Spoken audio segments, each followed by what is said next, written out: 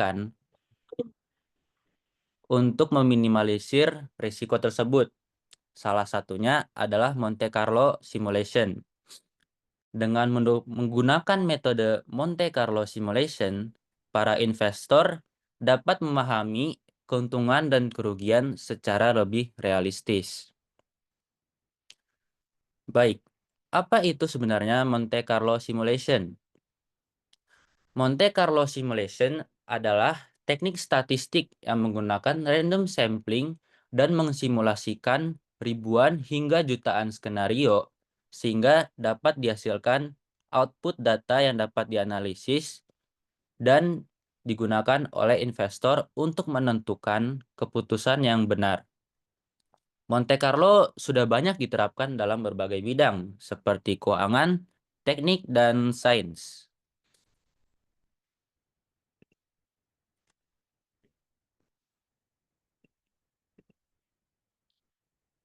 Sebenarnya dalam konsep dasar Monte Carlo terdapat 3 poin Nah, utama, yaitu yang pertama, terdapat variabel acak, di mana variabel acak merupakan data yang acak seperti return data investasi yang tidak pasti sehingga mengikuti distribusi tertentu.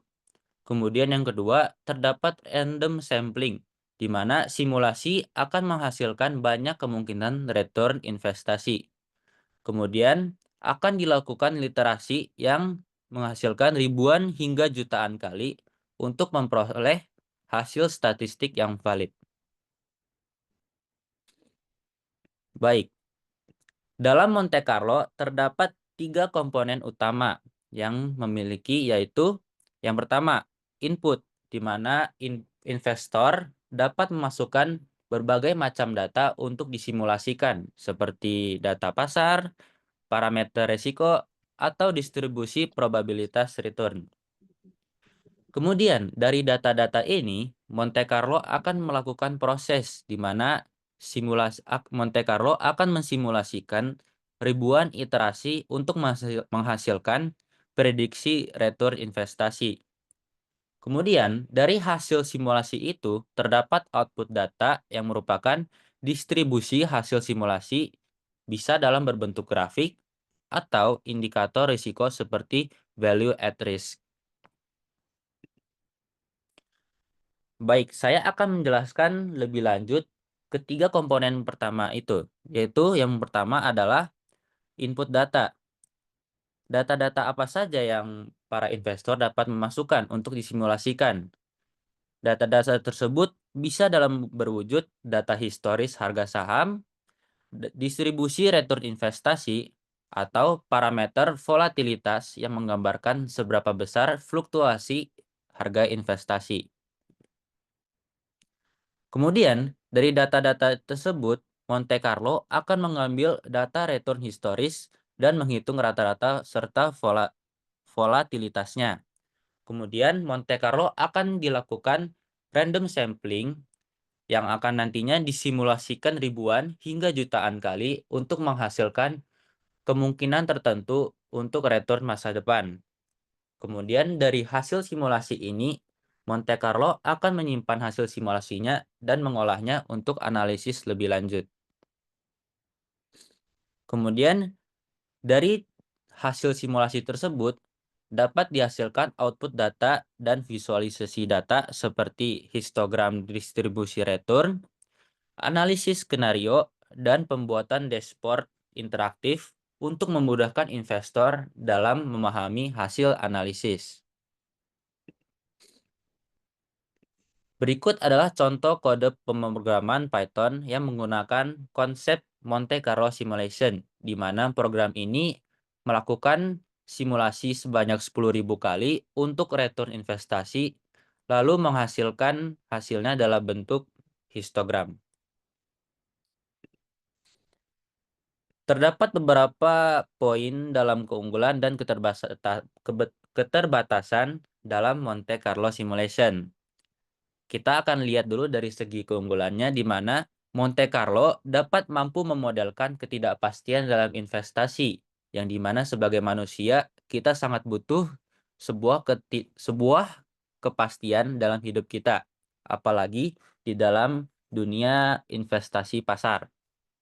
Kemudian, Monte Carlo juga dapat digunakan dalam berbagai skenario investasi. Jadi, Monte Carlo ini tidak hanya dapat digunakan dalam suatu kasus tertentu, namun dapat digunakan dalam berbagai skenario investasi, seperti dari saham hingga obligasi. Meskipun dari hal itu, Monte Carlo juga terdapat beberapa keterbatasan. Bergantung dari kualitas data historis, jika data buruk yang diinput, maka Monte Carlo dapat menghasilkan simulasi yang tidak akurat. Dan karena berbagai macam data yang dapat diinput, Monte Carlo membutuhkan daya komputasi yang tinggi, terutama untuk simulasi dalam jumlah yang besar. Monte Carlo telah banyak digunakan dalam dunia sekarang, seperti perbankan, yaitu analisis resiko kredit dan pinjaman, trading algoritmik yang merupakan pengujian strategi investasi sebelum diterapkan, dan asuransi yang dimana Monte Carlo dapat menilai resiko klaim dan premi yang harus dibayarkan. Sekian presentasi yang dapat saya sampaikan. Mohon maaf jika ada salah kata dan salah paham. Akhir kata, minal aidin wal faizin, mohon maaf lahir dan batin. Jika ada kesalahan, mohon dibicarakan baik-baik, bukan malah pergi untuk mencari yang terbaik. Sekian, terima kasih. Baik, Riyadi, terima kasih. Oke, saya buka satu pertanyaan. Silakan ada yang raise hand. Tidak ada. Baik, kalau tidak ada, Riyadi, ini Monte Carlo ada yang sudah lakukan belum sebelumnya? Saya belum melakukan penelitian lebih lanjut, Pak, untuk pengaplikasiannya dilakukan oleh siapa. Tetapi saya udah melakukan data kalau emang udah ditunjukkan, kalau udah dilakukan, Pak, di masa sekarang, Pak. Yang kamu pengen tampilkan untuk dari kelebihan dari yang punya kamu apa? Kalau boleh saya tanya, maksudnya kelebihan gimana, Pak? Kelebihan yang kamu pengen tawarkan dari Monte Carlo yang sudah ada. Kamu kan bukan penemu Monte Carlo. Ya, Pak, bukan, Pak. Mungkin saya ingin menawarkan kalau misalnya Monte Carlo bisa digunakan, bisa diperkenalkan lebih lanjut, Pak, untuk orang-orang yang masih baru terjun ke dunia pasar, sehingga mereka tidak bisa perlu mengalami kerugian yang dialami oleh investor-investor besar sebelumnya, Pak. Ya, dari yang kamu sampaikan itu lebih banyak ke teori yang sudah ada. Dia bisa ini, bisa ini. Jadi mengenalkan teori yang bukan dari produk yang sudah orang lakukan. Tapi ada tidak yang kamu ingin eh, berikan lebih detail atau spesifik? Hmm, mungkin dalam pengaplikasinya dalam coding, Pak, bisa Nah, di coba gimana caranya? bisa di Hmm. hmm, Lewat slide boleh.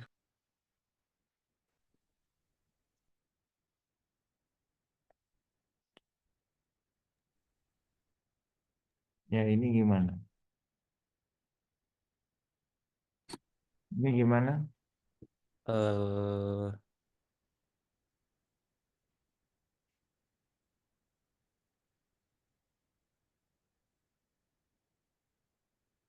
Misalnya nih ya,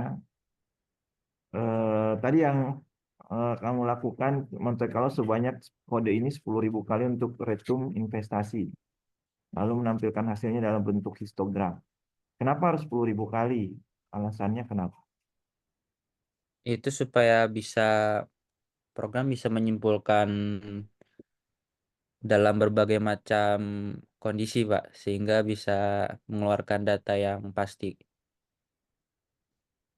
Konsep sains yang kamu bawakan apa sih tadi? Random apa tadi ya? Coba lihat slide-nya. Random sampling, Pak. Random sampling, apa lagi? Variabel acak dan literasi. Yang matematika yang mana? yang random sampling. Nah, gimana caranya?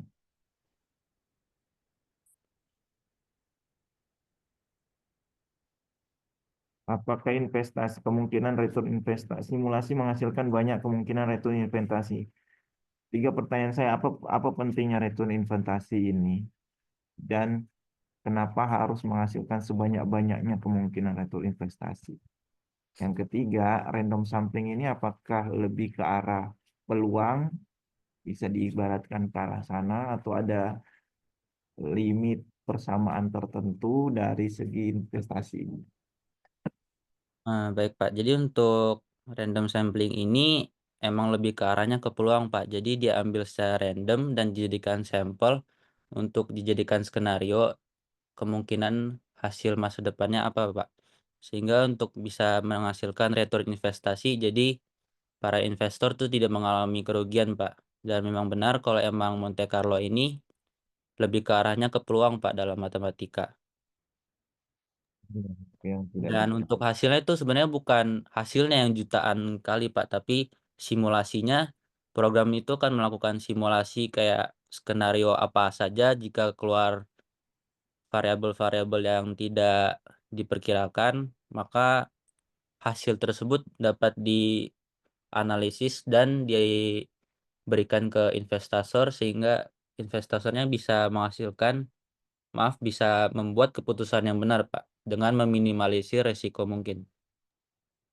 Ya, perbaikan dari PPT-mu ini lebih bagus, yang tadi ya, dari segi peluang itu. Coba kasih ada simulasi yang kamu ingin berikan. Jadi ada sesuatu yang kamu ingin coba simulasikan yang memang eh, aplikasi Monte Carlo ini dari kasus tertentu gitu loh.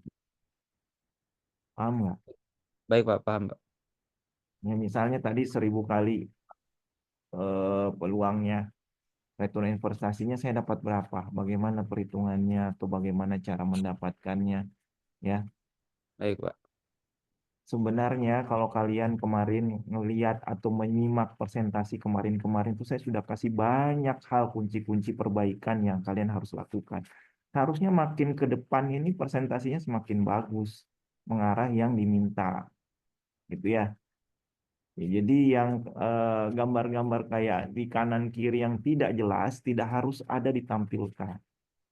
Karena yang kita lihat adalah kontennya.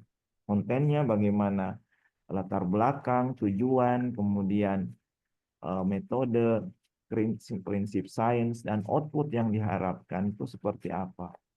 Ya, Kiryadi, tolong Baik, perbaiki PPT-nya. Nanti minggu depan saya akan cek semua PPT perbaikannya, apakah sesuai yang diharapkan atau tidak. Karena ini saya mencatat. Kemarin kan kamu lihat saya mencatat kan.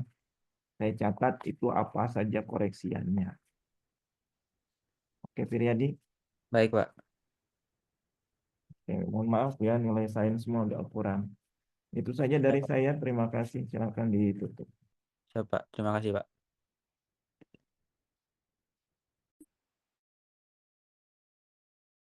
Selanjutnya ada Tony. Tidak ada Tony. Oh, tidak ada, lanjut ke Farel ya. Saya Pak, saya belum dijadiin co-host Pak. Mohon maaf, izin.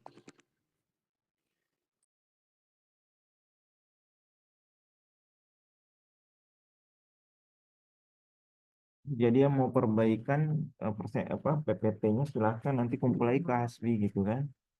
Oke, silakan di share screen sudah bisa. Baik Pak, saya izin share screen ya.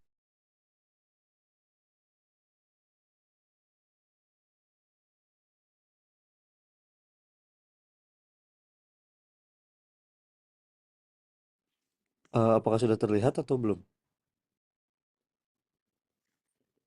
Sudah, Sudah? Baik. sudah.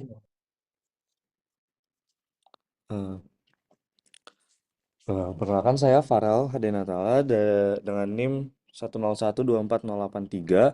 Di sini saya mempresentasikan tentang perancangan kalkulator prediksi data menggunakan regresi linear. Yang berlatar belakang bahwa analisis data ini semakin penting dalam berbagai bidang.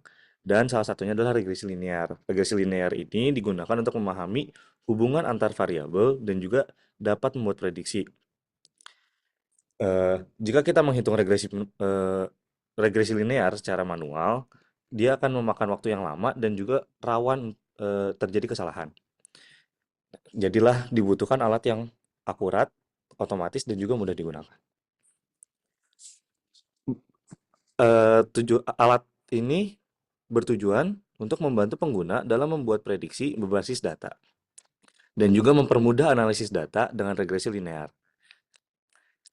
Nah, di sini saya akan mencoba membuat dari tampilan visualnya dan juga ada dari CLI, terminal coding.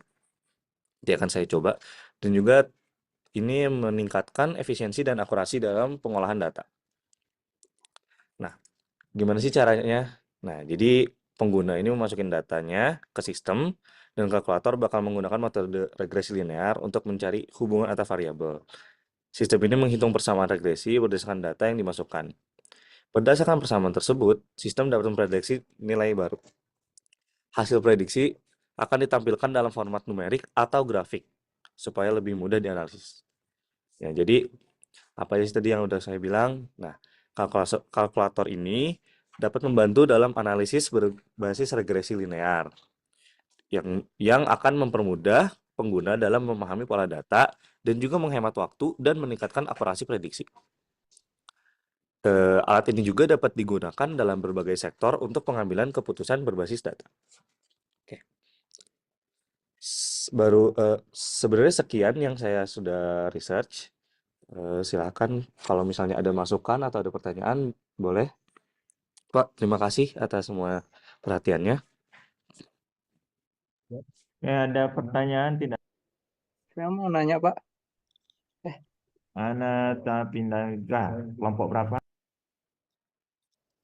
Kelompok 1, Pak.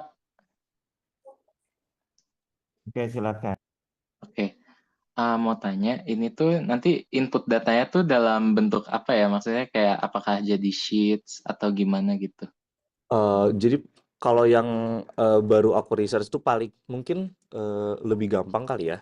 Datanya itu bakal dimasukin ke suatu eh, jadi aku nanti bakal mencoba untuk coding dan nanti bakal dimasukin ke terminal itu gitu loh. Terus nanti mungkin output yang diharapkannya itu bakal jadi scatter plot kayak gini.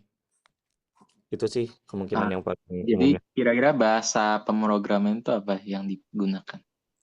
Ah, untuk bahasa pemrograman jujur aku belum segitunya, cuman paling mungkin yang aku pikir aku masih belajar Python jadi aku bakal coba kaitin ke Python sih. Oke, thank you. Oke, terima kasih Anata. Baik, Syarif Wijaya, silakan. Ini data yang bisa diprediksi itu apa aja? Kan sebenarnya nggak nggak semua data itu kita butuh prediksi ya. Nah itu contoh yang bisa digunakan untuk prediksi itu apa gitu ya datanya? Oke, jadi biasanya itu untuk regresi linear ini kita bisa untuk memprediksi biasanya itu buat kayak harga barang yang biasanya fluktuatif mungkin di properti atau kan kayak kalau properti itu ada beberapa faktor ya kayak misalnya lokasinya atau misalnya fasilitas di komplek tersebut makin naik atau malah jadi jelek. Nah, terus selain itu juga bisa juga dipakai buat ini apa namanya investasi kayak mungkin kalau ngelihat ke depan banget ya bisa juga buat mata uang kripto kali ya. Tapi kalau misalnya sekarang-sekarang mungkin bisa diprediksi untuk menilai uang saham. Oke, terima kasih. Baik. Syarif kelompok berapa? Kelompok 9, Pak. Oke. Ada lagi pertanyaan? Tidak ada? Cukup nih. Tadi yang pertama nggak ada pertanyaan. Oke, kalau tidak ada, saya lanjut ke Farel ya. Farel, Ya, Pak. ini sumbu X-nya apa, Y-nya apa, dan ini ngomongin regresi linear.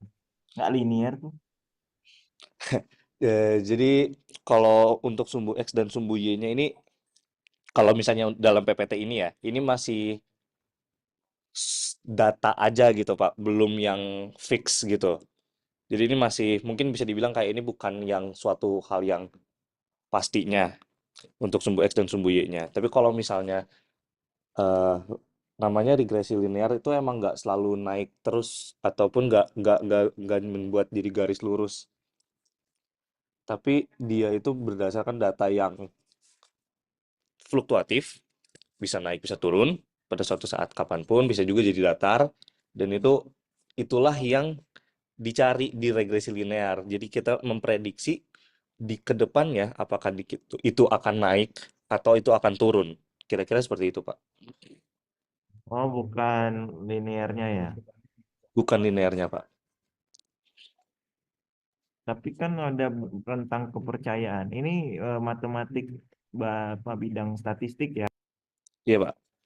Oke, coba lihat latar belakangmu tadi. Sebentar, Pak.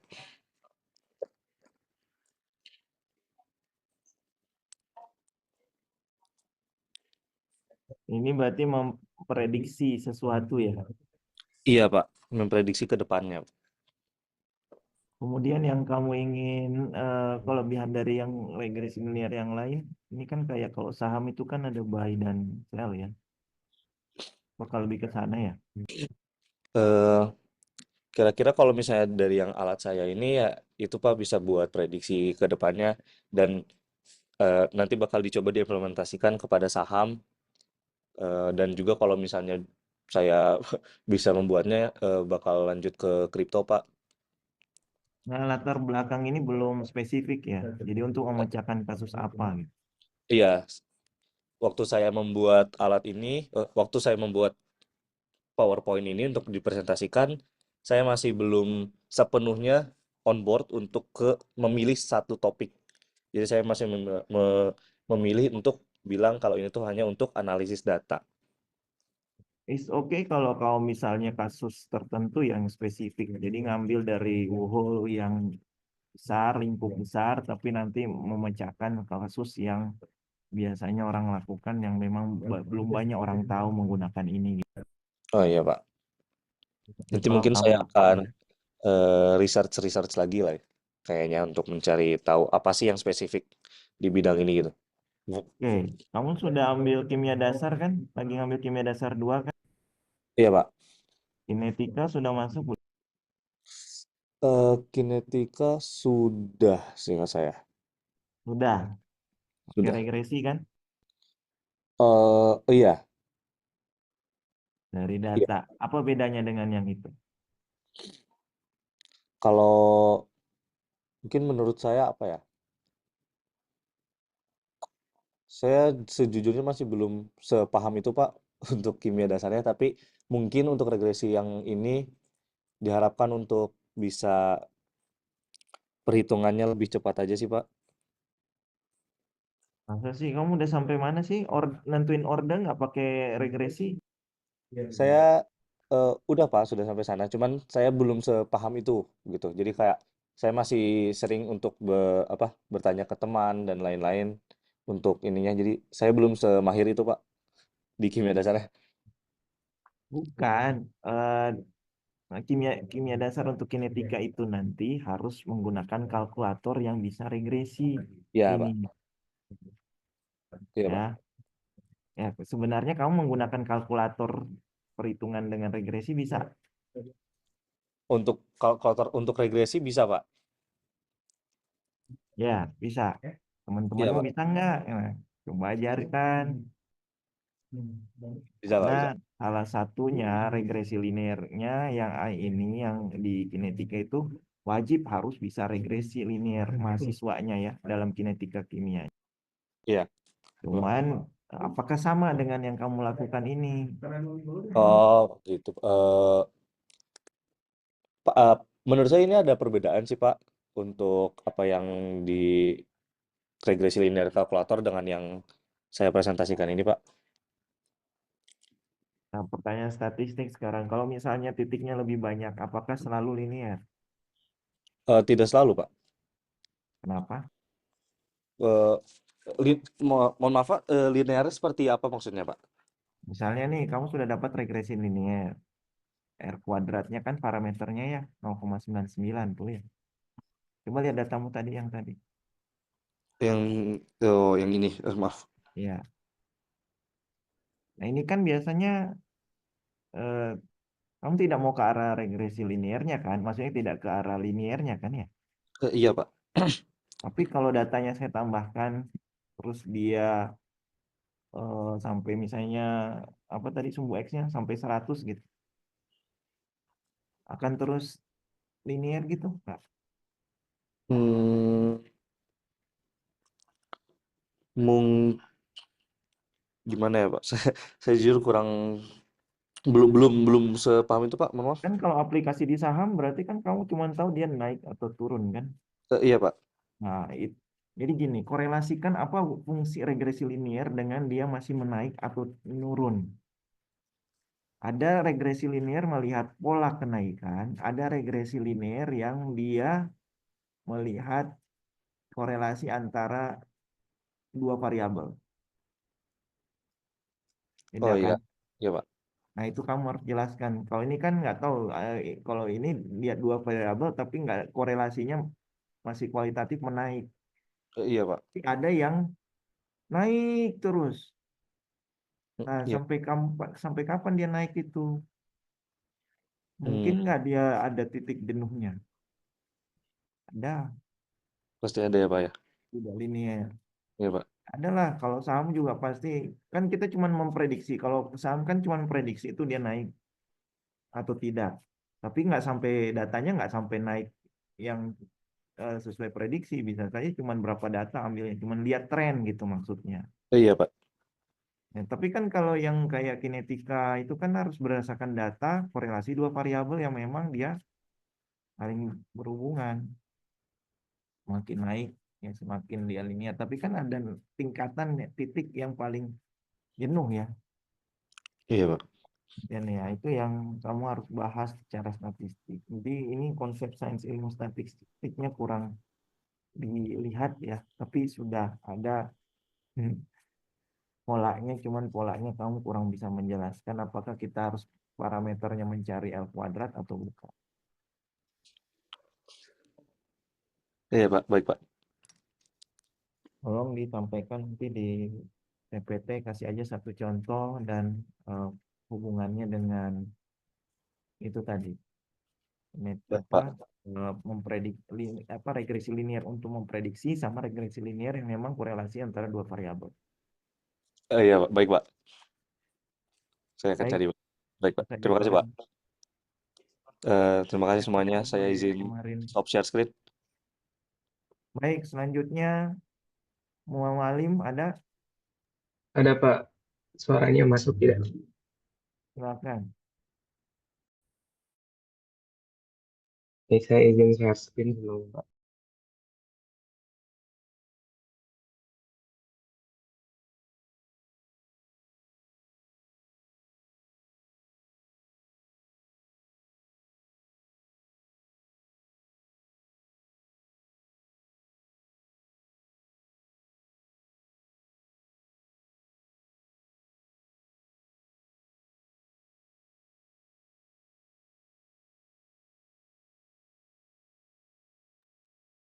Terima kasih sudah terlihat Pak.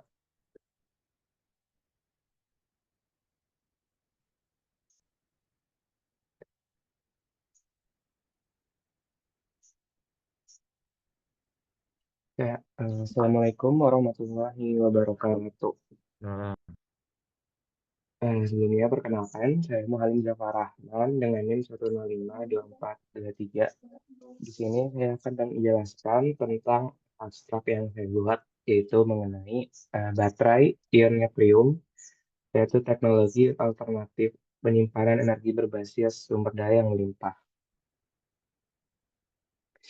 Latar belakangnya sendiri mengapa saya memilih topik tersebut adalah pada zaman sekarang sendiri sudah masuk ke ada zaman transisi di mana banyak sekali barang-barang sekarang yang menggunakan kapasitas baterai ataupun listrik sebagai sumber dari tenaganya. Nah, kebutuhan akan teknologi penyimpanan energi yang efisien dan berkelanjutan juga akan dibutuhkan pada masa transisi energi ini. Nah, untuk pada baterai biasa, yaitu baterai yang lithium, mungkin masih banyak ditemukan eh, pada zaman sekarang. Namun, ada keterbatasan berupa sumber daya yang terbatas dan biaya yang tinggi untuk mendorong kita mencari alternatif dari baterai tersebut. Solusi yang ditawarkan adalah baterai ion natrium muncul sebagai solusi yang potensial karena sumber daya yang lebih melimpah, terus lebih murah, dan ramah lingkungan. Selain itu, baterai ion natrium lebih aman, memiliki potensi untuk dikembangkan secara berkelanjutan, hingga menjadikannya sebagai teknologi masa depan dalam penyimpanan energi. Ya, untuk prinsip sainsnya sendiri, baterai natrium ion ini bekerja berdasarkan prinsip elektrokimia, khususnya dalam reaksi redoks ataupun reduksi oksidasi, yang terjadi saat pengisian dan pengosongan baterai. Untuk mekanisme kerjanya mirip seperti baterai ion lithium, di mana ion natrium akan bergerak di antara katoda dan anoda melalui elektrolit selama siklus operasi. Nah, mengapa dipilih natrium sendiri? Karena natrium itu memiliki jari-jari ion yang lebih besar daripada lithium, sehingga bisa mempengaruhi dari difusi ion dalam elektrolit yang memerlukan desain material elektroda yang sesuai.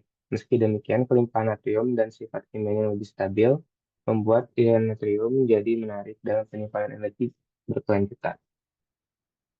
Di sini ada beberapa perbandingan dari baterai natrium dengan baterai yang lithium, yaitu baterai yang ada pada umumnya atau yang biasa digunakan sehari-hari. Untuk sumber dayanya, baterai natrium itu lebih melimpah karena bisa berasal dari garam laut, di mana eh, eh, bumi ini juga sendiri hampir 70% juga dari laut gitu. Terus untuk baterai lithium itu terbatas karena dibutuhkan proses penambangan dan energi yang cukup besar, cukup banyak. Untuk biayanya juga baterai lithium bisa berpotensi lebih menghemat biaya karena sumber dayanya yang melimpah, dan untuk baterai lithium itu biayanya lebih tinggi karena sumber daya yang terbatas dan daur ulang yang rumit. Untuk dampak lingkungannya, baterai natrium memiliki dampak yang lebih rendah karena ekstraksi dan daur ulang yang lebih mudah. Sedangkan baterai lithium dampak yang lebih tinggi karena penambangan dan daur ulang yang intensif. Dan untuk output yang diharapkan dari ekstraksi ini adalah pertama, alternatif ekonomis untuk penyimpanan energi, yang kedua penyimpanan energi kan, yang ketiga untuk penggunaan masker berbagai aplikasi, dan yang terakhir adalah keamanan dan stabilitas yang lebih baik dari baterai itu sendiri. Ya, untuk presentasi dari saya dicukupkan. Apabila ada yang ditanyakan, Silakan, cukup. ada yang bertanya?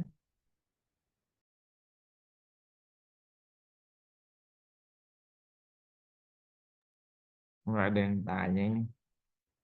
Judulnya coba lihat ya.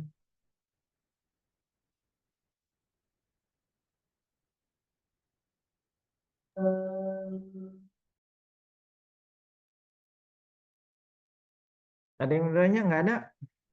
Oke, coba lihat Syarif Wijaya, silakan. Jadi apa kelebihan dari baterai ion natrium dengan yang lithium sekarang ini? Kalau buat kelebihannya sendiri udah dijelaskan juga di perbandingan. Itu ada dari sumber daya dan biaya serta dampak lingkungannya di baterai.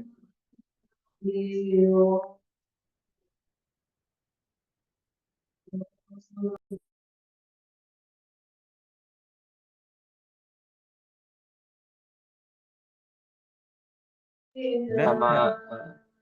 kalau baterai natrium, eh, Kalau misalnya untuk baterai yang berskala besar kayak baterai mobil itu, ini baterainya lebih bisa sustain. Cukup.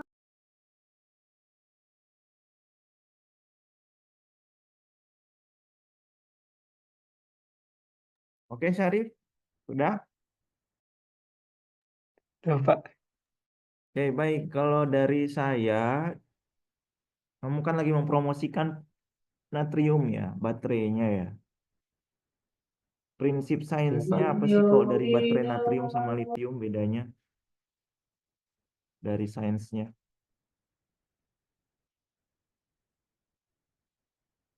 Soalnya tadi cuaca sebelum slide ini. Yang tadi slide ini. Dari sainsnya apa sih? Kenapa pilih natrium? Kalau dari prinsip sains yang digunakan untuk pembuatan baterainya, sebenarnya sama aja kayak lithium, Pak, karena sama-sama menggunakan prinsip elektrokimia.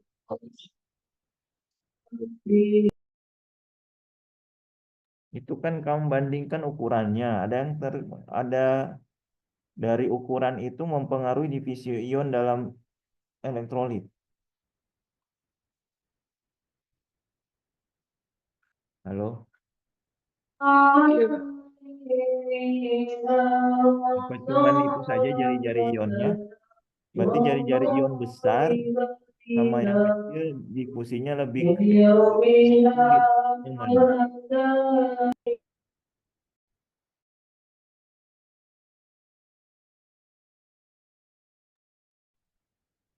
Jari-jari ion lebih besar dibanding litium sehingga mempengaruhi diffusi ion dalam elektrolit. Jadi, mana diffusi ion yang lebih besar?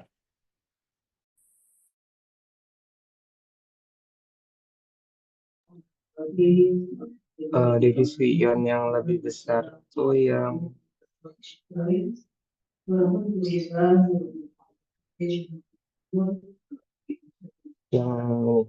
lebih maksudnya besar itu lebih mudah berdifusi atau gimana? Saya tanya dari hubungan jari-jari dengan diffusi.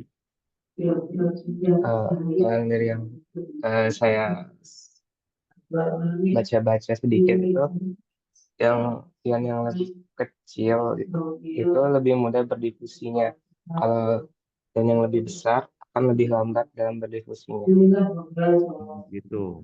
Jadi yang lambat litium. Ya, yang natrium lebih lambat, kalau yang litium lebih cepat berdifusi. Kalau difusinya lebih lambat berarti lebih efektif atau bagaimana?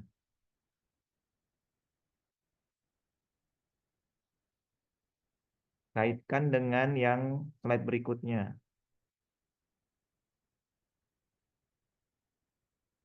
Kamu sudah belajar terkait energi kisi kan? Kristal litium sama kristal natrium itu lebih bagus yang mana? Kalau terkait difusi ion dipengaruhi oleh ukuran saja, bukannya ada energi elektrostatik juga ya.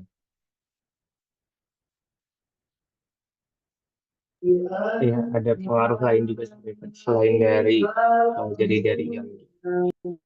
Nah itu dijelaskan ya, ukuran ion dan difusi ya, pengaruhnya apa? Bedanya apa? Kalau difusinya lebih banyak, tadi kan kamu sudah jelasin. Cuman pengaruhnya terhadap energi elektrostatiknya bagaimana ya? Iya, Pak. Nanti akan saya cari lagi pengaruh. Kaitan elektrokimia belum ada. Next ke kanan. Next coba ke ini. Tadi Anda sudah jelaskan bahwa kelebihan natrium itu dia memang di lingkungan itu lebih ramai ya. Memang benar. Memang benar. Tapi masalahnya adalah natriumnya lebih kurang efisien daripada litium. Litium masih lebih efisien kalau dari segi energinya. Sebenarnya bagus ini kalau kamu jelaskan dari ukuran tadi ke energi elektrostatik, kemudian ke potensial sel yang dihasilkan. Natrium itu berapa, litium itu bagaimana, kaitkan dengan baterai, ya. Tidak nyebut-nyebut doang seperti ini. Iya Pak, mungkin dari saya sendiri research-nya masih kurang mendalam sehingga masih belum bisa. Oke, benar. Dampak lingkungan iya, biaya lebih hemat iya karena natrium lebih banyak daripada litium. Semua aspek ini benar. Masalahnya, kenapa dia lebih bagus daripada litium? Kenapa orang lebih kesuka litium daripada natrium? Kalau kamu nawarinnya natrium, ya. Jadi tiga itu yang saya pingin kamu tambahkan di slide. Yang pertama adalah eh, apa yang seharusnya diperbaiki di natrium. Yang kedua, kaitkan konsep sains tadi, udah ukuran difusi, kemudian ke elektrokimia, ke baterai. Ya, nggak apa-apa, pakai gambar gitu, lebih lebih orang lebih paham gitu ya. Sama yang ketiga, sebenarnya apa sih yang kamu pingin outputnya apa? Outputnya yang kamu pingin tawarkan itu natrium bisa ngapain sih? Dampak lingkungan misalnya tadi. Ya, dampak lingkungannya lebih rendah, artinya kan bisa dibuang gitu ya. Nah, bagaimana konsep pembuangan baterai natrium?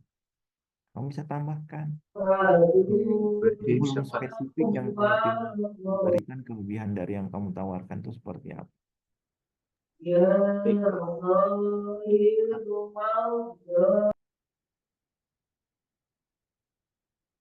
Terakhir pertanyaan saya, baterai itu elektrokimia proses apa dari apa ke apa, energi perubahan dari apa ke apa?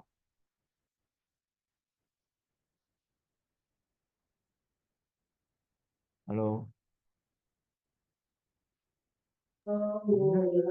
Perubahan ini apa ya Pak? Konteks untuk ya. baterai Dari energi kimia ke listrik. listrik ya, ya ya. Jadi nanti prinsipnya beda. Apa hubungan natrium dan litium itu lebih ke arah tadi dari segi statiknya dan juga cuman ini bagaimana energinya bisa lebih banyak karena terbatas energinya itu si natrium daripada litium ya. Baik, itu saja Baik. dari saya. Tony nggak ada ya. Terima kasih Mualim, tolong diperbaiki nanti slide-nya. Terima kasih Pak atas nasihat dan masukan-masukan. Lebih atraktif lagi. Tadi banyak gambar, tulisannya sedikit, tapi gambarnya tidak berarti. Sekarang gambarnya tidak ada sedikit, tapi nggak berarti juga tulisannya banyak. Ya, jadi tolong itu kalian perbaiki karena di presentasi di universitas kalian tidak terlalu melihat banyak tulisan, tapi banyak gambar, tapi gambarnya sesuai dengan konten. Ya. Ya, saya harap nanti pas kelompok slide-nya nggak seperti ini lagi. Ya nggak apa-apa kalau sendiri baru pertama kali lagi presentasi di ITB, sendiri presentasi di ITB, ilmiah, produk lagi kan ya. Proses tertentu. Jadi menurut saya wajar, tapi yang eh, selanjutnya tolong diperbaiki ya. Itu saja mungkin dari saya. Hari ini cuma 3 karena Toninya tidak menyahut. Saya tutup untuk hari ini. Jangan lupa absen dan selalu melihat di grup WA ya kalau ada informasi. Terima kasih semua. Ada tanggapan, ada pertanyaan nggak?